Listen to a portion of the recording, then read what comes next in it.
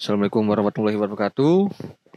Selamat pagi, siang, malam, sore, para pendengar setia Iseng Podcast dimanapun kalian berada. Kembali lagi dengan aku adalah Miss Prayogi sebagai host kalian. Asik. Jadi di saat aku rekaman nih sore ya, sore dan di luar ruangan. Ya. Dan mungkin kalau ada audio yang bocor, ya kami mohon maaf kalau memang misalkan audionya bocor gitu loh. Tapi tetap enjoy santuy aja dengerin podcast ini sampai selesai karena pembahasan kali ini memang cukup ya membuat getar-getir para fresh graduate lah istilahnya ya. Getar-getir dong.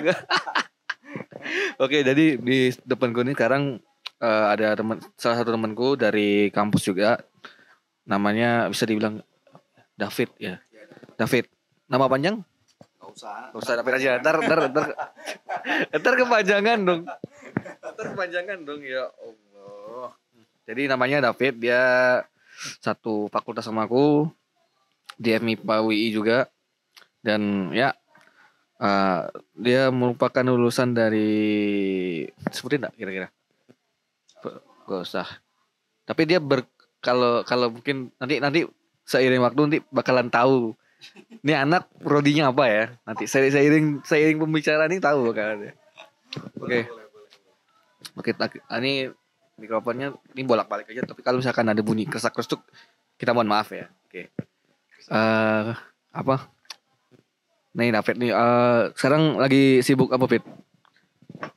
Tapi boleh kenalin dulu lah. Oke, perkenalkan nama saya David. Tadi kayak udah di intro duluan ya sama Yogi. Jadi ya satu fakultas kita dan jelas kita satu kampus dan prodinya ya kita tetanggaan. Itu perkenalan dari aku. Ini langsung atau gimana? Apa? Tadi aku tanya lagi sibuk ngapain gitu. Oh, sibuk apa ya? Sorry.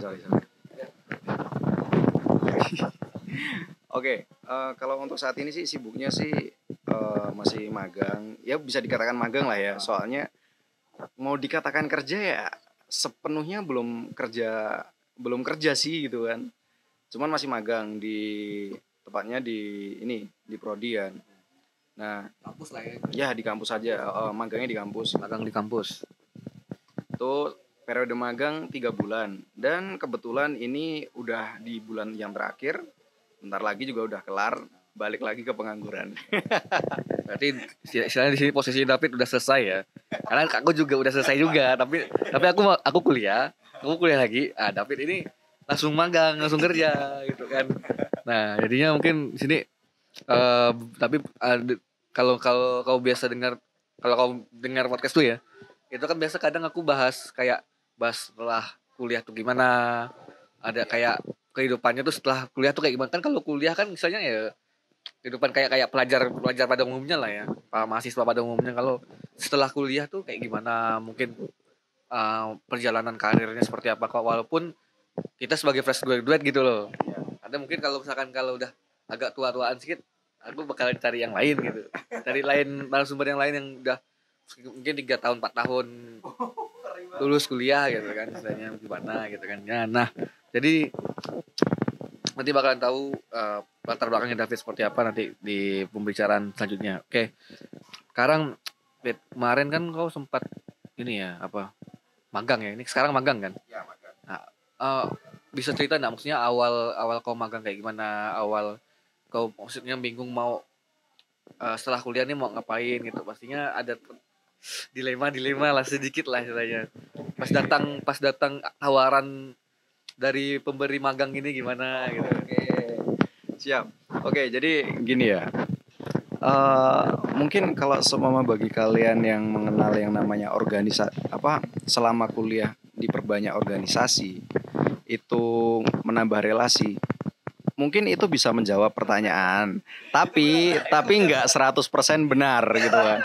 Karena organisasi bukan satu-satunya jaminan ketika kamu bakal sukses nanti setelah kamu udah lulus gitu. Kalau organisasi, banyak yang bilang kalau organisasi harus ini melancarkan relasi. Nah, ini salah satu yang pelakunya ini, nah, ini mengatakan bahwa enggak 100% bisa relasi dapat gitu loh. Jadi gini, yang namanya relasi itu kembali lagi sama orangnya.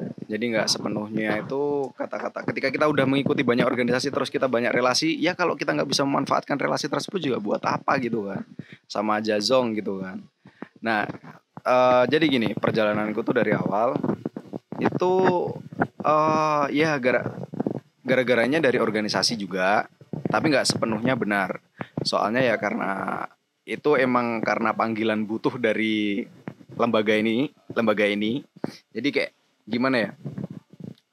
Dulunya itu aku ikut organisasi yang kalau di kampus itu sering dibilang marketingnya kampus gitu kan.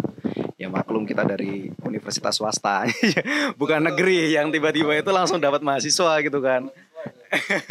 Kalau kita mah dapat mahasiswa itu asalnya ya dari jerih payah dari kita promosi nyebarin brosur, dari mana-mana aja gitu. Nah, dulu saya pernah mengalami hal tersebut gitu kan. Dan ketika saya terlalu aktif di situ, itu tuh ada benih-benih dan ada indikasi dari lembaga yang merekrut saya itu untuk kerja kontrak di kantor tersebut. Nah, itu asal mulanya. Nah, dan tapi nggak menutup kemungkinan saya sebagai fresh graduate, saya juga mengalami ini pengangguran. Itu kalau nggak salah itu sekitar 6 bulan. Iya 6 bulan. 6 bulan aku nganggur, apalagi ditambah lagi sama Covidnya 1 tahun, ya hampir 1,5 tahun nganggur lah. 1,5 tahun nganggur. Itu benar-benar nggak enak banget. Nah, di situ tiba-tiba di akhir bulan Covid 2020 itu ada tawaran. Tiba-tiba di chat aja gitu sama salah satu dosen gitu kan. David bisa datang ke kantor enggak gitu kan. Lah, kenapa gitu kan? Kenapa ya Bu gitu kan? Datang aja ke sini gitu kan. Tiba-tiba diobrolin masalah gaji sama kontrak. Ya udah akhirnya dapat di situ. Jadi ya untungnya dapat relasinya di situ, tapi nggak sepenuhnya itu benar-benar pekerjaan yang saya harapkan gitu kan. Cuman ya kalau untuk menyambung hidup sebagai batu loncatan cukup lah. Berarti cukup lah ya untuk, maksudnya dengan kau ikut magang ini cukup lah ya untuk fresh graduate di awal gitu. Cukup untuk gaji di awal. Cuman kalau untuk seterusnya ya masa ya nggak upgrade sih. Iya, bener. Jadi harus gak dikasih dong gitu ya. Ya Allah bener. Maksudnya ya balik lagi, gaji yang cukup istilahnya ya untuk modal yang tadi yang David bilang buat nikah itu. Bener, gak mungkin kan ngandalkan uang orang tua terus kan, gila loh. Sumpah ya. Oke, jadi udah istilahnya cukup lah ya untuk di magang ini, cukup untuk kebutuhan pribadi. Kalau aku bilang kebutuhan pribadi lah ya. Nah terus tapi sebenarnya kalau misalkan kau nggak ditawarin magang, nih, sekarang ngapain? Paling masih mondar-mandir nyari kerja. Masukin CV, masukin portofolio gitu kan. Paling kalau enggak ya nyibukin buat magang sih. Paling enggak. Jadi kita nambah-nambah pengalaman. Jadi tips aja nih buat mahasiswa yang di akhir, yang mereka belum lulus dan masih tapi udah menyelesaikan ini yudisium atau apalah ujian akhir, dia udah selesai tapi dia belum melakukan pembayaran yang akhir atau belum wisuda. Manfaatkan kesempatan tersebut selagi kamu masih menjadi mahasiswa akhir untuk magang di beberapa tempat. Jadi untuk menambah CV lah. Setidaknya itu ketika kamu pas interview itu ditanya, kamu di CV-nya itu udah bagus, ada beberapa instansi udah pernah kamu magangin gitu. Saran aja sih untuk semester 2. Berarti tetap menuntut keaktifan dari anak-anak itulah ya. Maksudnya tadi kan kalau kau bicaranya magang kan, magang kan gak mungkin datang tiba-tiba. Hei, ini aku ada magang buat lu. Terima kan? Terima. Gitu. Harus ada pencarian dari anaknya sendiri kan, harus aktif kan istilahnya. Bener. Itu salah satunya dimiliki sama anak-anak organisasi. Nah, kembali lagi ke anak organisasi kan. Jadi kalau anak organisasi biasanya mereka aktif. Ya yang aktif sih. Ya enggak. Yang cuma kupu-kupu organisasi rapat doang langsung balik ya ada gitu kan. Tapi kalau semuanya aktif ya sebisa mungkin manfaatkan ya, ketika kamu udah punya relasi banyak, ya manfaatkan relasi-relasi tersebut lah gitu kan. Sedikit-sedikit menyelam sambil cari pengalaman, bukan minum susu. Oke. Berarti tadi David sampaikan kalau paling enggak sebelum kalian itu wisuda ya, berarti ya. Istilahnya wisuda ya. Sebelum kalian wisuda, mungkin kalian udah udah mulai nyari-nyari dikit-dikit lah. Kecuali kalau kalian habis kuliah satu, ya mau misalkan mau lanjut lagi ya monggo gitu kan, silakan. Tapi ada juga orang yang habis S1 ya udah cari kerjaan gitu loh. Ya. Jadi tadi manfaatkan relasi sebaik-baiknya lah, karena memang dituntut untuk aktif gitu. Nggak bisa pekerjaan nggak bakalan datang tiba-tiba kayak paket gitu, paket datang gitu kan, nggak mungkin gitu. Ya, pekerjaan datang gitu kan. Emang mereka bayar. Kalau orang dalam mungkin bisa. Orang dalam bisa kayak gitu. Seriusan. Nggak bohong aku. Kalau orang dalam kan tinggal bayar. Dan tiba-tiba kerjaan kamu masuk, ayo gitu. Bener jadi Emang gitu. bener jadi kalau tadi yang aku bilang kayak bilang paket gitu ya, paket itu kan bayar kita kan sebelum datang paket itu kan. Ya udah kayak orang dalam aja. Tapi orang dalam bukan jadi solusi salah satunya ya. Tapi kalau semua kamu mempunyai potensi tersebut, kamu menggunakan jalur orang dalam, menurutku halal. Menurutku pribadi loh ya. Sesuai potensi kan. Iya, jadi nggak menurut. Tapi kecuali kalau semua kamu nggak punya potensi di hal tersebut dan kamu memaksakan diri masuk di hal tersebut, kamu menggunakan orang dalam, itu yang salah. Jadi orang dalam itu benar, tapi pada porsinya, bukan asal tempatnya gitu loh. Oke. By the way kan apa tadi kita bicara nyinggung orang dalam ya. Nah, si David nih sebenarnya nanti backgroundnya ketahuan nanti. Nanti setelah ini kan setelah apa ya? Setelah dia lulus nih kan dia direkrut sama lembaga itu gitu kan. Nah, sebenarnya aku tadi sebelum tag nih coba aku tanyakan ke dia kan, ke David kan. David, kamu udah ngambil magang gitu? Magang bukan di lembaga itu, tapi honor di mana gitu. Sesuai sama jurusanmu sekarang gitu loh. Nah, kenapa kamu nggak nyari honor, nggak nyari magang? Apakah kamu nggak ada orang dalam atau gimana gitu? Jadi gini ya, jujur, aku tuh yang namanya ngerasa salah jurusan itu tuh bukan di akhir ini. Sebenarnya udah dari awal aku udah ngerasa aku tuh salah jurusan.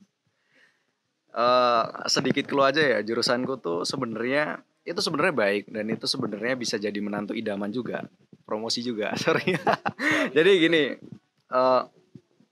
dan dulu tuh aku ngerasa ya udahlah aku stay aja di sini karena aku ngerasa kayaknya peluang yang namanya PNS itu masih ada. Iya. Tuh ya. Jadi clue-nya masih berkaitan sama PNS. Cuman untuk saat ini itu ternyata dibatasi. Ya karena ulah PNS yang lama juga sih, tapi ya rumornya gitu karena ulah PNS. Tambahkan oknum. Ya karena ulah beberapa oknum yang dinilai sama pemerintah sih, tapi nggak tahu itu oknum yang mana tuh. Itu cuma asumsi aja, jadi jangan dijadikan sebagai data. Jadi gini, kenapa aku nggak ngambil kerjaannya sesuai sama porsiku? Aku nggak ada passion sama sekali di bidang hal tersebut. Jadi gini, kalau yang namanya kuliah kita selalu ada magang ya. Dulu aku pernah magang 3 bulan di instansi lembaga ini yang berkaitan sama program studiku. Nah, pas aku magang di situ, aku bisa yang namanya itu mengelola kelas, ya udah ketahuan kelas. Nah, gitu kan. Jadi aku gimana ya? Aku berhasil untuk memanajemen orang-orang di situ dan siswa-siswa di situ. Cuman aku gagalnya itu dalam memberikan materi yang berkualitas untuk mereka. Jadi aku ngerasa kayak masa iya sih seorang calon guru masa iya bisa-bisanya memberikan kualitas pendidikan yang setengah-setengah gitu kan. Pertama aku pengen mengabdi itu dengan tulus dan pengen memberikan ilmu itu yang maksimal untuk mereka. Tapi kalau semua yang aku berikan cuma setengah-setengah, kayak aku ngerasa ada sesuatu yang ganjil aja gitu. Jadi aku sedikit mengurungkan itu, tapi mengurungkanku tuh bukan cuma karena itu juga. Karena aku ngerasa kesejahteraan guru di Indonesia itu rendah dan aku mikir jujur dari segi sifat borjiesku tuh aku ngerasa kayak gimana ya? Kok kayaknya dengan penghasilan segitu tuh masih kurang gitu kan untuk kebutuhanku gitu kan. Makanya dari situ aku mencoba cari serabutan yang sekiranya itu bisa menghasilkan lebih dari apa yang teman-teman satu jurusanku itu harapkan gitu. Kalau aku sih kayak gitu. Intinya belum passion aja sih, belum nemu passionnya aja di hal tersebut. Mungkin kalau semua nanti kebutuhanku udah tercukupi dan aku udah bisa bahagia dengan kebutuhanku sendiri, Mungkin aku bakal terjun di situ. Mungkin. Mungkin ya. Jadi kan tadi udah ketahuan ya. Jadi dia bergerak, kalau prodinya itu bergerak di pendidikan gitu. Jadinya eh tadi disebutkan kalau David bilangnya dia bagus di manajemen orangnya, manajemen manusianya lah istilahnya. Pada saat itu. Mm. Manajemen manusianya oke, tapi dalam hal eh materi yang berbobotnya itu tidak begitu baik istilahnya, masih kurang lah kalau menurut dirinya, masih kurang gitu. Nah, berbicara terkait itu tadi itu kan masih menyenggol dengan PNS tadi. Di tahun ini nih kalau nggak salah, kalau nggak salah lagi, udah bener kan, berarti yang PNS yang sejurusan dengan David, you know lah, mungkin para pendengar udah tahu lah ya. Nah, itu tidak ada lagi, tidak dibuka. Bukan tidak ada atau dibuka? Tetap dibuka. Cuma statusnya itu bukan PNS tapi P3. Apa itu kepanjangannya, lupa aku. Pokoknya panjang lah gitu kan, P3 lah. Pegawai P3K enggak sih? Ya, P3K.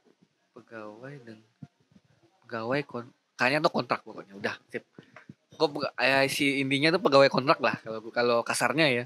Tapi tetap istilahnya tetap di kerjanya tuh tetap sama dengan ini PNS. Jadi melihat tidak adanya status itu, tidak ada status PNS.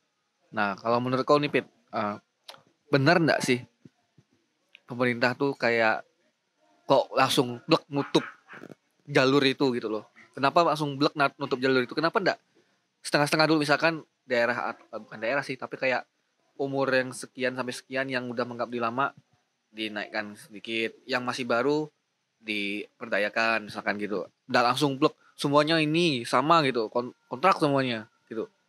Enggak sih, sebenarnya gini. Kesejahteraan antara PNS sama P3K itu sebenarnya sama. Menurut yang udah aku baca loh ya. Tapi sorry, mungkin informasinya setengah-setengah gitu kan. Jadi gini, P3K sama PNS itu sebenarnya sama. Status mereka dan gaji mereka dan fasilitas negara yang diberikan ke mereka itu sama. Yang membedakan itu dari segi ini, gaji yang diperoleh sama bukan gaji. Tapi pensiunan yang diberikan itu, pensiunan itu hanya diberikan kepada PNS. Untuk P3 itu mereka nggak dapat pensiunan. Dan kenapa pemerintah mengambil kebijakan sebagai P3, kenapa nggak PNS lagi aja gitu kan? Ya karena gini, sebenarnya bukan kesalahan murni dari pemerintah juga, dan ini kayak mungkin itu rumornya gini, pemerintah itu ngebentuk P3 bukan PNS itu karena ya rata-rata gini. Contohlah kita itu udah dianggap sebagai PNS, sudah terdaftar sebagai PNS, tapi kita harus mengabdi 5 tahun 10 tahun di daerah 3T yang terpelosok, ya yang TT kayak gitulah. Terpelosok, terluar, terpinggirkan kayak gitu kan. Dan di daerah tersebut kan otomatis kita nggak betah gitu kan. Jadi kita di sana itu cuma sebatas formalitas mengajar, habis itu, tapi rata-rata mereka udah cuma sebatas mengajar, terus menghabiskan masa kontrak, habis itu mereka balik lagi ke tempat asalnya. Dan rata-rata kalau kayak gitu semuanya, ya yang di pelosok ya mereka kekurangan terus untuk untuk tenaga pendidiknya yang berprofesional yang statusnya sebagai PNS itu mereka nggak mau menetap di sana, ya sama aja kayak gitu kan. Jadi kayak kecenderungan kayak ini tuh susah untuk diatasi. Makanya kemarin pemerintah sempat ngerasa rugi, rumornya kayak gitu. Jadi mereka ngerasa rugi, terus akhirnya dikurangi kuota PNS dengan tetap mensejahterakan guru dengan cara P3K, bukan PNS lagi. Kalau PNS, negara itu ada tanggungan untuk satu orang ini tuh nanti bakal dapat pensiunan gitu loh. Jadi coba aja bayangin kalau semuanya dalam satu negara itu ada 1 juta guru. 1 juta guru, kalau satu orangnya itu satu orangnya dapat pensiunan 500 juta, dikalikan 1 juta, jadi membengkak nanti yang ada gitu kan anggarannya. Apalagi pemerintah yang berharap lebih sama guru ini, yang harusnya dia mengabdi dan menetap di pelosok, tapi akhirnya mereka balik lagi ke kampung daerahnya yang metropolitan. Jadi ya yang ada kesenjangan itu tetap bakal selalu ada. Dan solusi pemerintah untuk membentuk PNS tersebut ya tetap bakal selalu gagal gitu loh. Jadi kayak dilema dari pemerintah, rumornya kemarin kayak gitu gitu kan. Tapi ya nggak tahu sih kalau apa yang aku denger ini salah. Cuma ini sebatas rumor, jadi ya jangan diambil sebagai data gitu. Kalau aku sih menurutku kayak gitu. Makanya dan satu lagi, P3 ini bisa diambil bagi mereka mahasiswa fresh graduate yang mereka udah mengabdi ya, dan mereka tercatat di dapodik sekolah. Ibaratnya gini, dapodik itu data data pendidik atau apalah gitu yang punya pemerintah pusat sama daerah. Nah, itu tuh ketika mereka udah tercatat di situ itu karena mereka itu udah bukan magang, tapi mereka udah mengabdi di sekolah, entah itu mereka sebagai honorer atau mereka sebagai tenaga pembantu. Kalau mereka udah menetap di sekolah, entah mereka berapa lama, mereka bakal dapat SK sama mereka dapat akun dapodiknya itu tadi. Dan akun dapodik itu tadi sebagai salah satu syarat untuk mendaftar sebagai P3. Jadi beruntunglah kalian fresh graduate angkatanku ataupun angkatan sebelumku yang mereka udah tercatat di dapodik. Semangat untuk kalian sebagai pejuang P3. Jadi buat teman-teman yang mungkin sejalur apa udah honor di mana gitu kan, di sekolah negeri itu swasta bisa ya, Bisa, semua bisa. semuanya bisa. Nah beruntunglah kalian yang punya tiket buat buat P3 itu, jadinya manfaatkanlah. Kalau memang misalkan ada kesempatan coba ya. Kalau memang misalkan tadi kan sempat aku tadi pas yang tadi ya masalah PNS itu kayak diganti dengan P3 itu kan sebenarnya di awal tuh aku udah mikir ini kok pasti ini gara-gara orang-orang yang PNS oknum PNS yang di daerah 3T itu tuh sebenarnya ndak nyaman dengan penempatan itu gitu loh. Jadinya apakah ini salah pemerintah juga, salah orangnya juga? Ya aku juga ndak bisa ngejat sih, tapi sepengelihatanku di daerahku sendiri ya. Contohnya di daerahku sendiri itu eh, guru-guru yang di luar, di kampung lah istilahnya, di kampung-kampung kan memang di tempatku kan aksesnya nggak begitu baik lah dibanding di sini ya. Kalau kalau di sini jalan aspal aman sebenarnya, benar aman, aspal tuh aman. Di sana jalan udah becek, udah lembek ya, kayak udah tanah semuanya kan. Mau masuk juga, kalaupun ada aspal, nggak full sampai desanya gitu loh. Paling cuma berapa persen gitu. Sisanya batu atau tanah gitu kan. Nah, ini nih para oknum-oknum ini nih, mereka ini udah nggak nyaman dan kayak aksesnya sulit segala macam. Terus apa lagi ya? Banyak yang memang masih kurang gitu loh. Nah, makanya mereka ya udah aku udah ngabdi berapa tahun, ya udah aku pulang ke kota. Saat Nah, kontraknya udah terpenuhi, ya udah mereka biasanya pada balik gitu. Ngejarnya pada balik. Nggak ada yang ya mungkin ada satu dua yang mereka punya panggilan hati dan mereka itu pengen benar-benar mengabdi. Oh, aku ditempatkan di sini, mesti ada alasannya gitu kan. Ya udahlah, aku dengan sepenuh hati aku bakal mengabdi di sini, hidup di sini dan matiku bakal di sini gitu kan. Jadi mereka benar-benar mengabdi. Itu yang benar-benar panggilan dari hati. Itu bagi mereka. Cuman eh itu cuma sebagian kecil dari beberapa PNS yang mereka mengabdi, tapi mereka cuma untuk memenuhi kontrak doang. Jadi ketika kontrak mereka udah terpenuhi dan mereka bisa balik ke daerahnya mereka masing-masing, ya mereka bakal balik gitu kan. Jadi nggak menutup kemungkinan. Soalnya ya gimana ya, dimanapun kamu berada, senyaman manapun kamu dimanapun kamu berada, tetap nyaman kalau di rumah sendiri. Itu pepatah udah lama sih. Tapi ya klasik kalau kayak gitu terus gitu kan, nggak bakal berkembang negara ini. Jadi yang ada ya kesenjangan terus pendidikan itu. Jadi ya sabar ya ke daerah. tempat Kalau guru ya variasi. Allah udah, pokoknya udah jangan peradu lah, pokoknya tetap nasib nasib guru di pedalaman memang rada sulit dibandingkan dibandingkan kalau di Jawa masih oke, gue bilang Iya. jalan mungkin masih ada beberapa yang bagus, ada yang jelek, tapi cukup cukup lah gue bilang. Tapi kalau di tempatku jangan tanya kalian ya, udah. Oke, berarti apakah ini juga harus jadi tanggung jawab pemerintah juga untuk mensejahterakan sih, tapi mensejahterakan pasti ya. Maksudnya untuk memperbaiki fasilitas fasilitas yang ada di daerah 3T ini agar agar apa? Agar oknum PNS ini nih nyaman betah gitu loh. apakah ini menjadi tanggung jawab pemerintah atau kiranya jadi tanggung jawab beberapa orang aja lah gitu. Jadi gimana ya, kalau ngomongin fasilitas daerah ya, itu kebijakannya ranahnya bukan ke arah pendidikan lagi nih. Kalau semuanya ngomongin fasilitas pemerintah itu ya tanggung jawab dari dari pemerintah daerah masing-masing. Cuman kalau semua kita ngomongin masalah eh, mensejahterakan mereka yang ada di pelosok, itu harusnya benar-benar harus dan ada gitu kan, dan benar-benar mereka itu didukung gitu loh. Jadi nggak, tetap ada perhatian khusus lah bagi mereka yang di pelosok daripada mereka yang mengabdi di kota. Kalau di kota kan mereka fasilitas sudah terpenuhi, tapi kalau yang di pelosok mereka nggak ada fasilitas ataupun perhatian khusus dari pemerintah gitu kan. Itu yang kurang kadang. Berarti memang harus apa ya? Harus condong lah, pemerintah condong ke orang-orang yang ada di D3T dibandingkan yang ada di kota gitu loh kan. Ya, jadi emang benar. Tetap harus condong ke mereka yang di daerah 3T ya. Itu benar-benar dimaksimalkan di sana. Soalnya emang jarang banget loh. Aku pernah ke pelosok. Itu cuma di mana ya? Di Madura lah. Aku pernah datang ke sana dan aku ngerasa mereka itu yang ngajar itu malah bukan guru kadang. Guru itu dalam satu daerah atau dalam satu desa itu cuma ada satu dalam satu sekolahan. Itu pun sekolahannya itu jadi satu sama pondok. Dan aku ngerasa di sana itu kayak padahal minat mereka belajar itu sampai tua dari usia mereka itu dari usia kelas 6 dari kelas 1 SD sampai mereka itu usia dewasa, mereka itu hafaz yang namanya belajar, khususnya belajar ilmu agama pun mereka giat banget gitu loh. Bahkan setiap malam itu mereka ada rutinitas dan itu dilaksanakan dan dididik eh, nggak cuma yang belajar itu anak-anak doang, tapi ibu-ibu bapak mereka itu jadi satu sama anak-anak melebur mereka belajar gitu loh.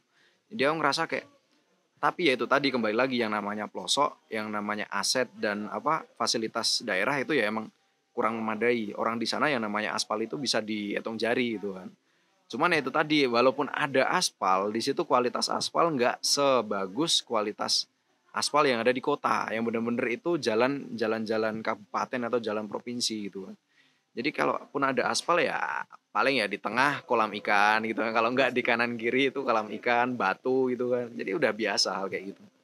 Nah makanya ya untuk mendukung kayak gitu ya mohon, kalau dari pemerintah tetap harus mencondongkan perhatiannya itu tetap ke daerah pusat kayak itu, daerah kayak itulah daripada yang di pusat. Ya yang di pusat bukannya yang di pusat dilepas, tapi tetap ada perhatian gitu kan. Cuman ya perhatiannya nggak semaksimal yang ada di daerah. Soalnya perjuangan di daerah sama di pusat itu berbeda. Kayak gitu. Yang namanya adil itu sakit bos, seriusan. Nggak bisa, bukan yang namanya adil itu dibagi sama rata loh bro. Tapi yang namanya adil itu gini, kamu di daerah mana, kamu membutuhkannya seberapa, dan seberapa parah yang kamu derita. Itu yang bisa jadi, oh ini berarti porsimu lebih.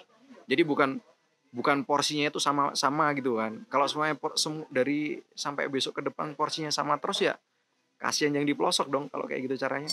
Dan kemungkinan kalau semuanya kayak gitu terus ya bakal sedikit nanti kelamaan minat mahasiswa yang ataupun volunteer kayak gitu yang mengabdi di luar gitu kan. Takutnya aja kayak gitu kan.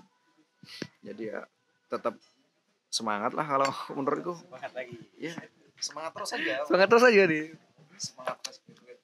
Oke, terus kalau misalkan eh ini berandai-andai aja lah ya. Berandai-andai. Kalau misalkan PNS dibuka, P3 kan enggak ada berarti kan. Misalnya langsung PNS gitu kan misalnya. Fresh graduate boleh daftar segala macam. Nah, terus aku daftar nih, daftar lulus. Ya urutan berapapun yang penting lulus. Kan lulus formasi apa dulu nih? Ya langsung di bidang itu. Oh, P3. Bukan di bidangmu yang sesuai. Oh, iya, berarti yang Misalkan yang sesuai ya, misalkan yang sesuai nih. Terus kau ditempatkan di tempatku misalkan. Ditempatkan di tempatku. Oke. Nah, kira-kira terima apa enggak kira-kira? Oh, kalau aku mah seneng banget bro, seriusan. Itu mimpiku dari dulu. Serius. Aku sebenarnya gini, punya mimpi itu aku pengen merantau di luar. Tapi ya di sisi lain kantongku juga penuh. Maksudku gini, aku terpenuhi ya setidaknya cukup lah gitu kan untuk nabung lah gitu. Kalau aku intinya untuk nabung aja, ya intinya aku untuk nabung, aku cukup. Terus aku mau ditempatkan di mana aja, aku setuju. Aku bakal terima, maupun di Papua pun juga nggak masalah gitu kan. Yang penting ya kalau gajinya sepadan ya udah aku simpen gitu kan. Gaji itu untuk ya minimal untuk tabungan lah. Tabungan itu ada ya aku ambil gitu kan. Soalnya ya emang itu salah satu bagian dari kontrak kalau kita udah keterima di PNS. Bukan cuma untuk memenuhi itu, tapi aku juga pengen mengenal mereka yang lebih jauh dan mereka yang lebih membutuhkan gitu loh. Cuman ya untuk tinggal di sana butuh media.